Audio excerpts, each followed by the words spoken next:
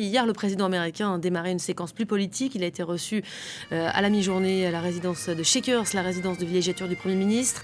Les droits de douane et les relations commerciales seront en haut de l'agenda de Keir Starmer, qui s'exprime, vous le voyez ici, lors d'une conférence de presse conjointe.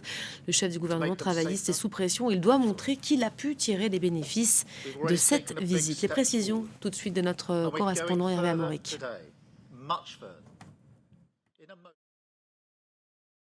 Checkers, ici derrière cette base militaire britannique, c'est là que le Premier ministre et le Président, lors d'une rencontre bilatérale, vont discuter des grands sujets diplomatiques. Bien sûr, le soutien à l'Ukraine, bien entendu, la Palestine, Gaza, et sur ce point, il y a des divergences entre les positions des deux pays. On sait que le Premier ministre britannique a promis une reconnaissance officielle de la Palestine dans quelques semaines. D'autres sujets glissants, mais en revanche, il y a un accord de partenariat économique gigantesque qui sera signé avec, à la clé, 150 milliards d'euros d'investissements américains au Royaume-Uni.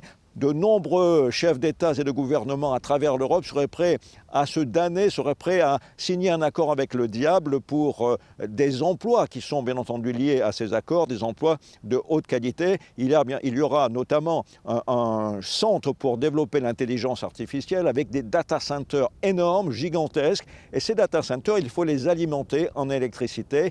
Il y a bien entendu accroché à cet investissement des nécessités, celles d'un engagement stratégique auprès des États-Unis qui sera